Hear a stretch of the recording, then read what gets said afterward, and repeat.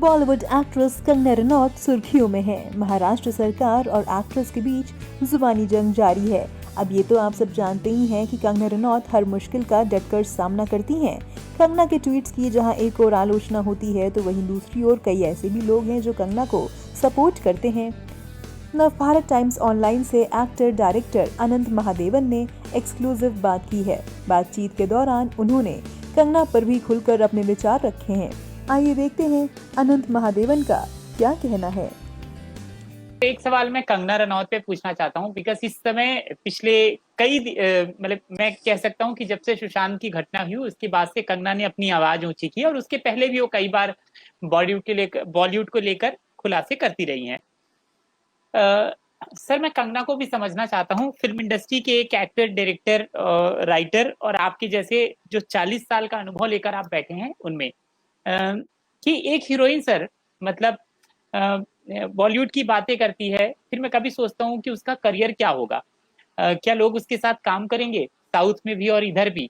फिर मैं सुनता हूँ कि कोई मना कर देता है क्योंकि इस फिल्म में कंगना थी तो मैं काम नहीं करना चाहता हूँ। फिर वो सरकार को चैलेंज करती हैं। फिर कभी लगता है वो पॉलिटिक्स में जाना चाहती हैं। जब वो सुशांत के मौत को लेकर उसकी मांग करती हैं कि इस पे क्या कहते हैं न्याय हो, तब लगता है वो दिल से बात करी। फिर कभी कभी उनकी बातों में ये बू भी आती है कि वो पॉलिटिक्स ज्वाइन करना चाहती हैं और इसके लिए ये पब्लिसिटी स्टंट है। तो और बातें भी बहुत सारी होती हैं। आप मुझे समझाइए ना कंगना को। कंगना को समझने के लिए आपको थोड़ी सी इतिहास की बात बताता हूँ। आप कंगना के बारे में बात कर रहे हैं। फिल्म इंडस्ट्री में हमेशा बहुत सारे ऐसे जो कहते हैं एग्जाम्पल्स हुए हैं। अगर आप फीमेल्स को ही लेना चाहते हैं तो बहुत सारे फीमेल्स के बारे में मैं बताना चाहता हूँ जो फिल्म इंडस्ट्री में फायर ब्रांड्स कहा जाता था। जैसे देविका रानी जो थी, Bombay talkies, Devika Rani was a rebel in her own way.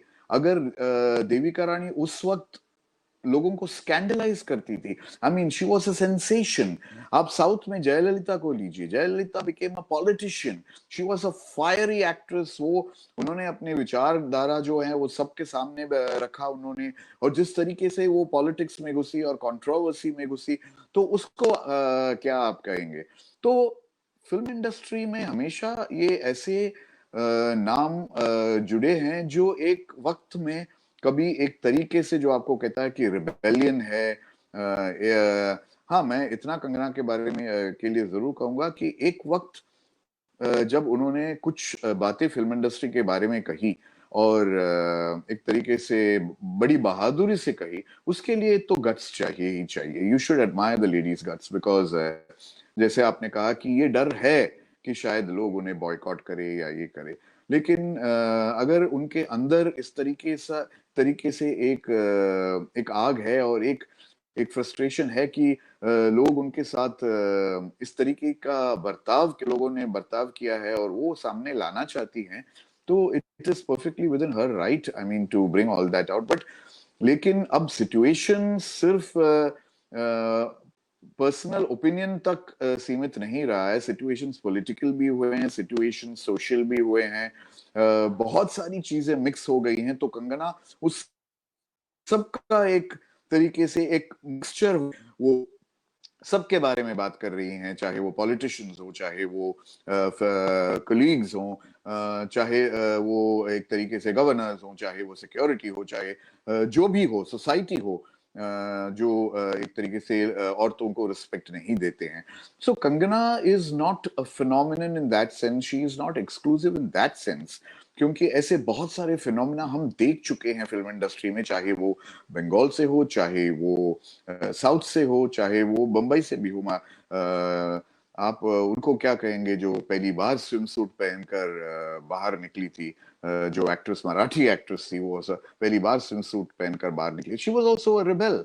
So film actors में ये बात है because they are in the public eye, और जो वो कहना चाहते हैं वो कहने में उनको कोई हिचकिचाहट नहीं है।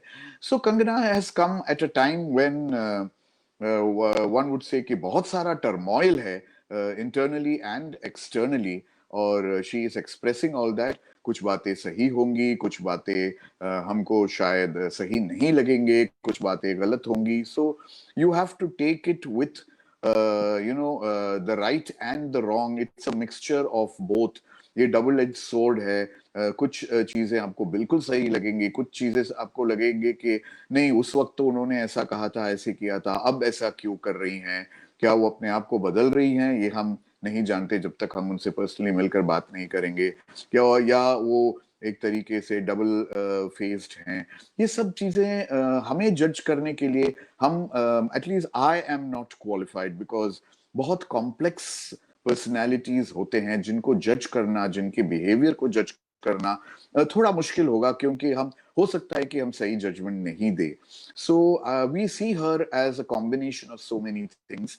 बट मेरे लिए, जैसे मैंने पहले भी कहा था, इतिहास गवाह है कि बहुत सारे ऐसे पर्सनालिटीज आए हैं। So Kangana is not the first person. Okay sir, मैं ये जानना चाहता हूँ आपसे कि अगर आज आपको एक फिल्म बनानी हो और फीमेल लीड को लेकर, और कंगना आपको एज एक्टर मिल रही हो, तो क्या आपको प्रोड्यूसर आसानी से मिल जाएगा और फिल्म आपकी आसानी से रिलीज होगी और उसमें बाकी लोगों का सहयोग मिलेगा? क्योंकि एक फिल्म एक टीम वर्क होता है सर, और आप कंगना के साथ मैं काम, सबसे मैं पहले वाली कि आप कंगना के साथ काम करना चाहेंगे?